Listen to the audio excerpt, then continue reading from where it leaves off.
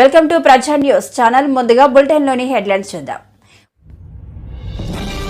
CM Jagan ప్రతిపక్షంలో ఉన్నప్పుడు ముద్దులు, ఇప్పుడు గుద్దులు. వైసీపీ సోషల్ మీడియాకు చెందిన వారిపై ఎవరైనా దాడి చేస్తే తనకు చెప్పాలి. ఎమ్మెల్యేగా గతంలో పనిచేసిన విష్ణుకుమార్ రాజు నియోజకవర్గానికి ఏం చేశారో చెప్పాలి. విశాఖలో వైఎస్ఆర్సీపీ సోషల్ మీడియా వింగ్ తో సీఎం వైఎస్ జగన్ ముఖాముఖి. విజయనగరంలోని మైనింగ్ దోపిడీ లెక్కలు చూసుకోవడానికి వస్తున్నావా జగన్ రెడ్డి? రాష్ట్రంలో ఆరోగ్యశ్రీ పథకాన్ని అనారోగ్యశ్రీ పథకంగా మార్చేశారని నారా లోకేష్ విమర్శించారు. ఆంధ్ర ప్రజలు ఎంతో ఆశతో జగన్కి అధికారం ఇస్తే గంటా శ్రీనివాసరావు జగన్పై ధ్వజమెత్తారు. ఎన్ని కుయుక్తులు పన్నినా కూటమి విజయాన్ని ఎవరూ ఆపలేరు. ఉత్తర నియోజకవర్గం బీజేపీ ఎమ్మెల్యేగా గతంలో పనిచేసిన విష్ణుకుమార్ రాజు నియోజకవర్గానికి ఏం చేశారో చెప్పాలని వైసీపీ అభ్యర్థి కేకే రాజు ప్రశ్నించారు.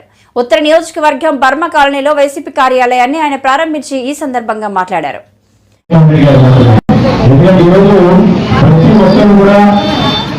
ఈ ఎన్నికల్లో పార్టీకి అతీతంగా ఆలోచించాల్సిన అవసరం ఉంది. ఎందుకు పార్టీకి అతీతంగా అంటే జగన్మోహన్ రెడ్డి గారు ముఖ్యమంత్రి అయిన తర్వాత ఒక అమలు విషయంలో కావచ్చు, విజయవీరం కావచ్చు, విజయకాలం కావచ్చు, చౌడు కావచ్చు, చెందోడు కావచ్చు, వైఎస్ రాష్ట్రాలు కావచ్చు, ఆరోగ్యశ్రీ సంబంధించి కావచ్చు, పెన్షన్స్ కావచ్చు, ఆయన ఇచ్చి ఏ పథకాలు అమలు విషయంలో కూడా ఈ రోజు కులం కానీ మతం కానీ పార్టీలు కానీ చూడకుండా అందరినీ కూడా సమానంగా చూసి సమానత్వాన్ని తీసుకురావాలి.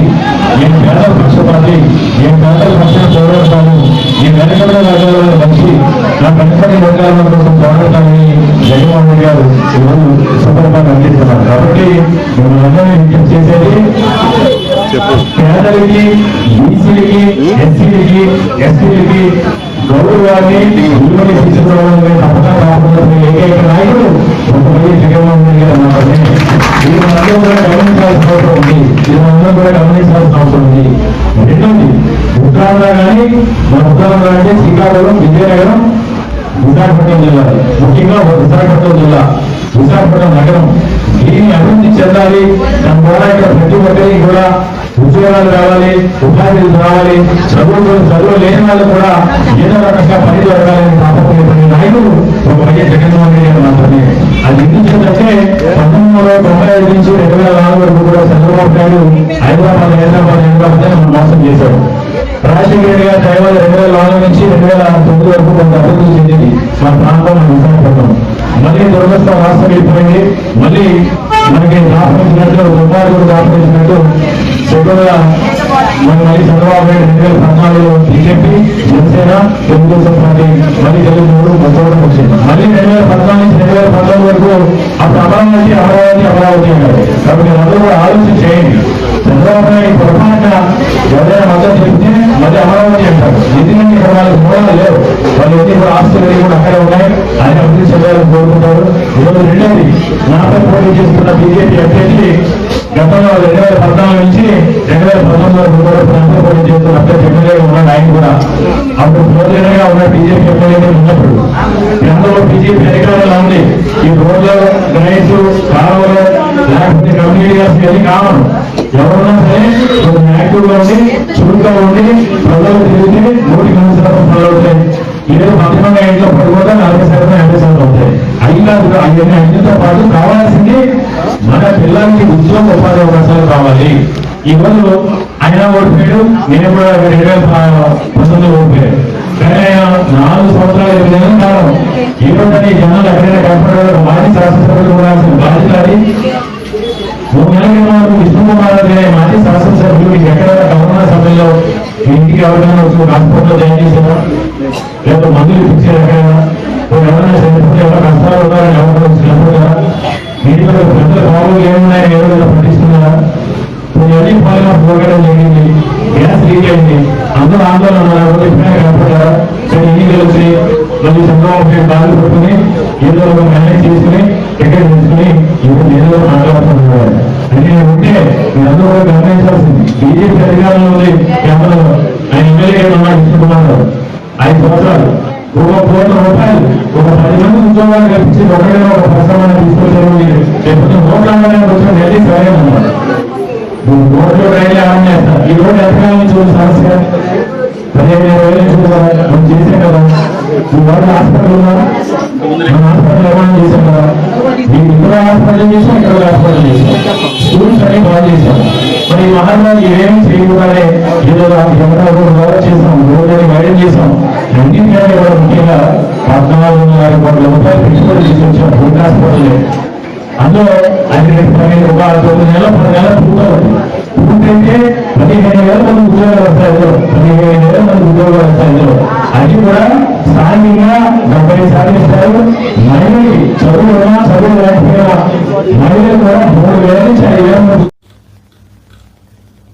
ఆంధ్ర ప్రజలు ఎంతో ఆశతో జగన్ కి అధికారం ఇస్తే సుపరిపాలన అందిస్తాడని ఆశ పెట్టుకుంటే వచ్చిన మొదటి రోజే ప్రజాధనంతో నిర్మించిన కరకట్ట విధ్వంసంతో వినాశక పాలన మొదలుపెట్టాడు అంటూ భీమిలి ఉమ్మడి కూటమి అభ్యర్థి గంటా శ్రీనివాసరావు జగన్ పై ధ్వజమెత్తారు.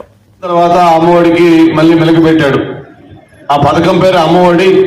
అమ్మ అనేది ఒకరే కదా ఉంటారు, పిల్లలు ఎంతమంది ఉంటే నాకు సంబంధం ఏంటి, కాబట్టి పిల్లలతో నాకు ఇద్దరున్నా ముగ్గురున్నా సంబంధం లేదు, అమ్మకు ఒక్కరికి ఇస్తా అని చెప్పని ఇంట్లో ఒకరికి 15,000 ఇస్తారన్నాడు.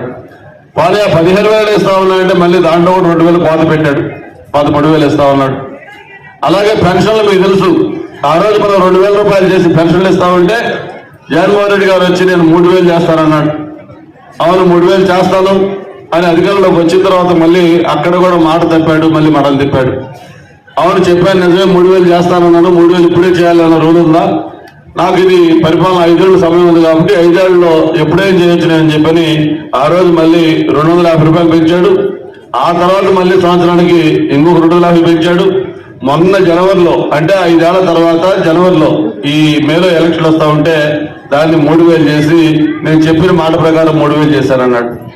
అదే మొదటి సంవత్సరమే కానీ 3,000 అక్కడ ఇచ్చింటే ఎవరైతే ఆ పింఛన్ తీసుకుంటారో వృద్ధులు, వితంతువులు, వికలాంగులు, అవ్వాతాతలు ఉన్నారో వీళ్ళందరూ కూడా 27,500 రూపాయలు ఎక్స్ట్రా వచ్చి ఉంటాయి.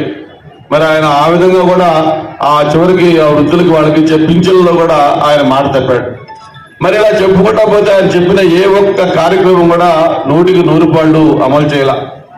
కానీ ఓ పక్క ఉంటే మరో పక్క ఏదైనా అభివృద్ధి కార్యక్రమాలు ఏమైనా చేశారంటే నాకంటే మీకు బాగా తెలుసు. ఈ 5 సంవత్సరాల్లో మీ 7వ వార్డులో ఈ చంద్రంపాలెంలో ఏ అభివృద్ధి కార్యక్రమాలు అయ్యాయో లేదో మీరు కలవని మీకు కనిపిస్తా ఉన్నాయి.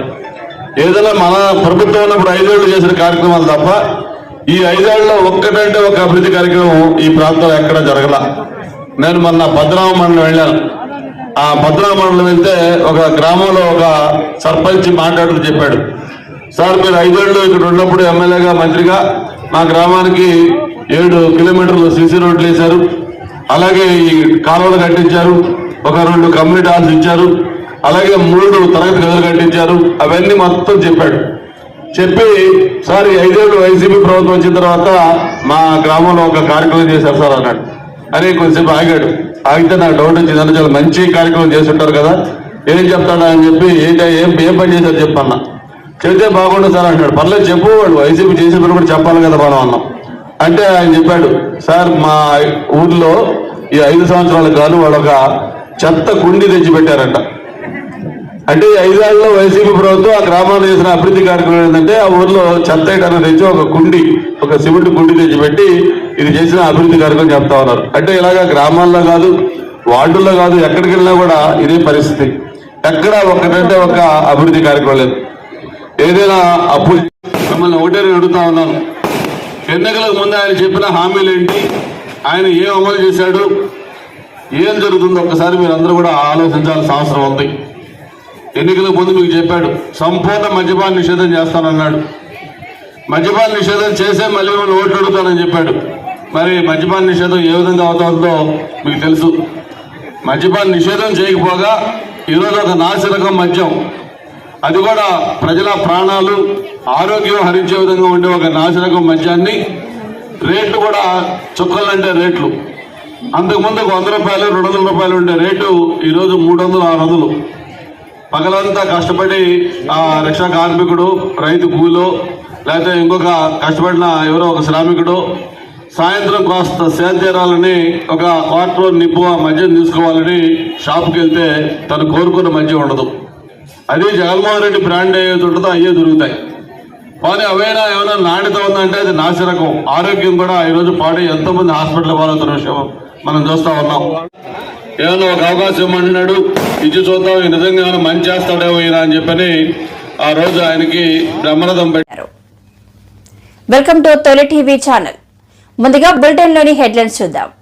ఎన్ని కుయుక్తులు పన్నినా కూటమి విజయాన్ని ఎవరూ ఆపలేరు. పల్లా 24వ నామినేషన్ వేస్తున్న పల్లా అధికారంలో ఉండి స్టీల్ ప్లాంట్ కు వెన్నుపోటు పొడిచిన జగన్ సర్కార్ కాదా అని పల్లా అన్నారు. మంచిగా చేయగలిగితే, మంచిగా మనం నిర్వహించగలిగితే, మంచిగా ర్యాలీగా వెళ్ళగలిగితే అది విజయానికి మొదటి చూపుగా మనం చూడొచ్చు. కానీ దానికి మీరందరూ మీరు పాల్గొనాలి. అది అందరూ మనతో పాటు మన అభిమానులు, మన నాయకుల్ని ప్రతి ఒక్కరు కూడా తీసుకురావాల్సిన అవసరం ఉందని చెప్పి ఈ సందర్భంగా తెలియజేస్తున్నాను. మీరు ఒక్కసారి చూడండి సోదరులు, రేపు అధికారంలో టీడీపీ, జనసేన, బీజేపీ కూటమి రాబోతుంది. ఇందులో మీరు ఎటువంటి సందేహం పడకలే. 20 రోజులు అంటే ఈ రోజులు ఈ యొక్క 6 రోజులు ఉన్నాయి అంటే 8 రోజులు, ఆ యొక్క 11 రోజులు. 13 రోజులు అయినప్పటికీ ఒక రోజు గవర్నమెంట్ తీసుకుంటారు కనుక అదొక 12, ఇది ఒక 8 వేసుకోవచ్చు. అంటే సుమారు 20 రోజులు ఉంది. మనం ఆ 60 రోజులు అంటూ కాస్త 20 రోజులకు వచ్చింది కనుక ఇదే ఆ ఊపి ఏదైతే ఉందో అది మనం కొనసాగించాల్సినటువంటి అవసరం ఉంది. దానికి మీ అందరూ సహాయ సహకారం కావాల్సిన అవసరం ఉందని చెప్పి తెలియజేస్తున్నాను. మళ్ళీ రేపు మనం ఎందుకంటే రేపు మనం జరగబోయేటటువంటి ఆ నామినేషన్ ప్రక్రియ మనం విజయవంతం చేయాలి. చాలా మంది నామినేషన్ ప్రక్రియ కానీ మనం మంచిగా చేయగలిగితే, మంచిగా మనం నెరవేర్చగలిగితే, మంచిగా ర్యాలీగా వెళ్ళగలిగితే అది విజయానికి మొదటి చూపుగా మనం చూడొచ్చు. కానీ దానికి మీరందరూ కూడా పాల్గొనాలి. అది అందరూ మనతో పాటు మన అభిమానులు, మన నాయకుల్ని ఉన్న ప్రతి ఒక్కరు కూడా తీసుకురావాల్సిన అవసరం ఉందని చెప్పి ఈ సందర్భంగా తెలియదు. కన్నవరెడ్డి నరసింహరావు గారికి, అలాగే పెద్దలు స్టేట్ కార్యనిర్వహణ కార్యదర్శి అయినటువంటి పెద్దలు దర్శన అప్పారావు గారికి, అలాగే మరో పెద్దలు జనసేన నాయకులు గంధం వెంకటరావు గారికి, అలాగే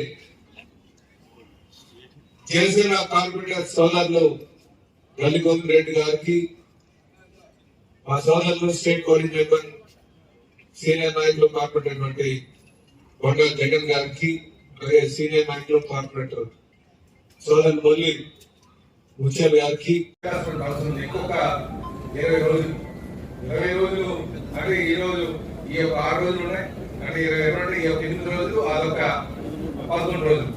13 రోజులు అయినప్పటికీ ఒక రోజు గవర్నమెంట్ తీసుకుంటారు కనుక అదొక 12, ఇది ఒక 8 వేసుకోవచ్చు. అంటే సుమారు 20 రోజులు ఉంది. మనం ఏదైతే అవసరం సంస్థలు ఏదైతే సరే టీచర్లు ఏపీఎస్ టీచర్లు సరే ఒక దమ్మున నాయకుడు మళ్ళీ పలాల్సిన అవసరం మళ్ళీ గెలుస్తారు, మంత్రి అవుతారు. ఇవన్నీ చేసే బాధ్యత కూడా మనం తీసుకుంటాం. సోదరులారు, ఒకే ఒక విషయం, నేను ఎక్కువ మాట్లాడదలుచుకోలేదు. గాజువాక నియోజకవర్గంలో 1,00,000 మంది కాపులు ఉన్నారు. అందులో గత పవన్ కళ్యాణ్ గారు అదే విధంగా ఇక్కడికి పోటీ చేయడం రావడం జరిగింది. అధికారంలోకి వచ్చాక పిడిగుద్దులు కురిపిస్తున్నారని చంద్రబాబు విమర్శించారు. అప్పట్లో ఎన్టీఆర్ మహిళలకు ఆస్తి హక్కుల్లో సమానత్వం కల్పించారు. కానీ ఇప్పుడు జగన్ మాత్రం సొంత చెల్లెకి ఆస్తి కాకుండా అప్పులు ఇచ్చారు. వంటింట్లో నుంచి బయట వస్తే కళ్ళలో నీళ్లు వస్తా ఉండేటివి, కడుపులోకి పొగబోయేది. నా తల్లిని చూశా. నా తల్లి మారిగా ఏ చెల్లమ్మ కష్టపడకూడదని 60 లక్షల మందికి వంట గ్యాస్ సిలిండర్ ఇచ్చిన పార్టీ తెలుగుదేశం పార్టీ. దేశంలో ఎవరు వినపడి నేను ఇచ్చాను. ఈ విషయం మీరు గుర్తుపెట్టుకోవాల్సిన అవసరం ఉంది. నవజాత శిశువులకి బేబీ కిట్లు ఇచ్చాం, తల్లి బిడ్డ ఎక్స్ప్రెస్ పెట్టాను, బాలామృతం ఇచ్చాం. కడాన కొంతమందికి శ్రీమంతాలు కూడా సరిగా చేయలేదంటే నేను ఆలోచించి సామూహిక శ్రీమంతాలు పెట్టిన పార్టీ. కొంతమందికి పెళ్లిళ్లు చేయడానికి కష్టంగా ఉందంటే పెళ్లి కానుక ఇచ్చిన పార్టీ తెలుగుదేశం పార్టీ. అవునా కాదా అని అడుగుతున్నా మిమ్మల్ని. మళ్ళీ అదే మరిగా తల్లికి వందనం ఒక కార్యక్రమం పెట్టి ఆడబిడ్డలందరినీ మీ పిల్లలు మీకు రుణపడి ఉండేట్టుగా ప్రతి సంవత్సరం స్కూలుకు పిలిపించి మీ కాళ్లు గడిగి మీకు పాదాభివందనం చేశామంటే దానికి కారణం మీరు 9 మాసాలు మోస్తారు, కంటారు, కష్టపడి చదివిస్తారు. పెద్ద అయిన తర్వాత వాళ్ళ దారి వాళ్ళు చూసుకుంటే అది మంచిది కాదు. శాశ్వతంగా మీకు రుణపడి ఉండాలనే ఉద్దేశంతోనే ఆ రోజు తల్లికి వందనం కూడా పెట్టాం. నేను ఒకటే మీ అందరికి చెప్తున్నా, ఇప్పటికి 22 కార్యక్రమాలు పెట్టాం. అవన్నీ కూడా తీసేసే పరిస్థితికి వచ్చారు. ఇంకో పక్క మీరు చూస్తే 2029కి చట్టసభల్లో మహిళలకు రిజర్వేషన్లు వస్తున్నాయి. రేపు రాబోయే రోజుల్లో పార్లమెంటు గాని అసెంబ్లీలో గాని మీ అందరికి కూడా సీట్లు వస్తాయి.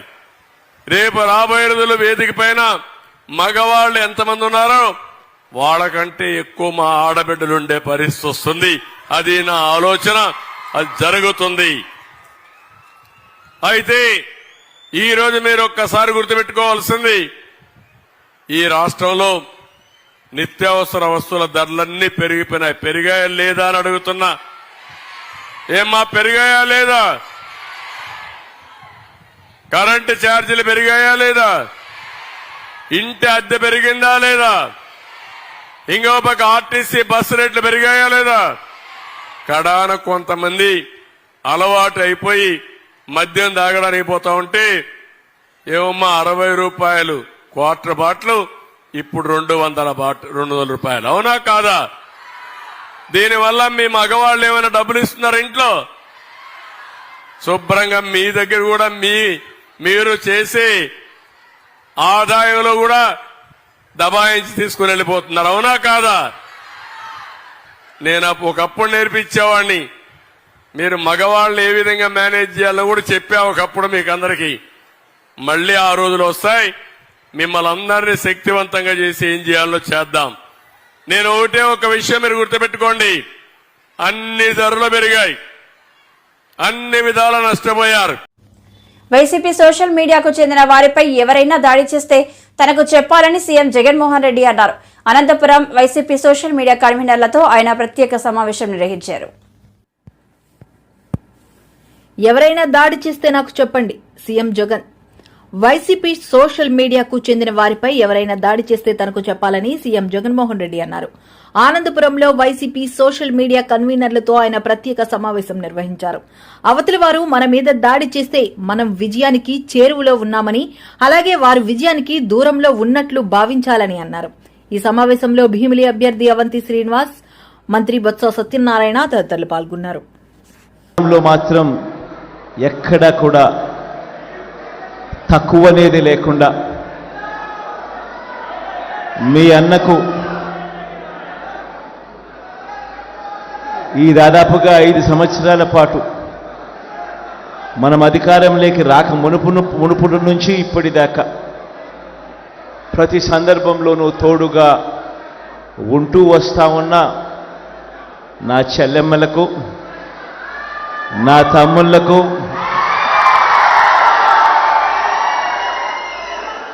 కొంతమంది నా అన్నలకు కూడా, మీ అందరికీ కూడా మీ జగన్, మీ అన్న, మీ తమ్ముడు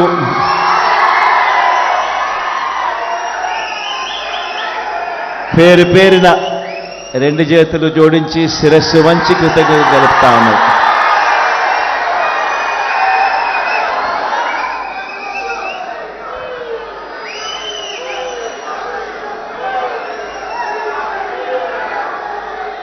ఈరోజు ఇక్కడ మనమంతా కూడా ఏకమయ్యాం. రాబోయే రోజుల్లో మరో 18 రోజుల్లో జరగబోతా ఉన్న ఎన్నికల కురుక్షేత్రంలో ఈరోజు మనమంతా కూడా క్రియాశీలకంగా పార్టిసిపేట్ చేసే కార్యక్రమంలో ఈరోజు అందరం కూడా షేర్ చేసుకునే విషయంలో ఈరోజు అందరం ఏకమయ్యాం. ఈరోజు నేను మీ అందరితో కూడా ఒకటే చెప్తా ఉన్నా.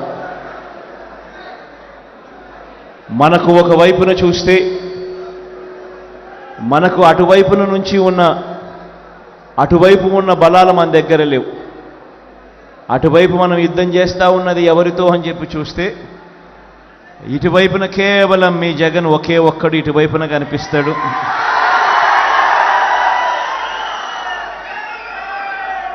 కానీ అటువైపున చూస్తే చాలా గంభీరంగా కనిపిస్తూ ఉంటుంది. వాళ్ళ కూటమిలో వాళ్ళను చూస్తూ ఉన్నప్పుడు ఒక్క జగన్ మీద ఒక చంద్రబాబు, ఒక దత్తపుత్రుడు,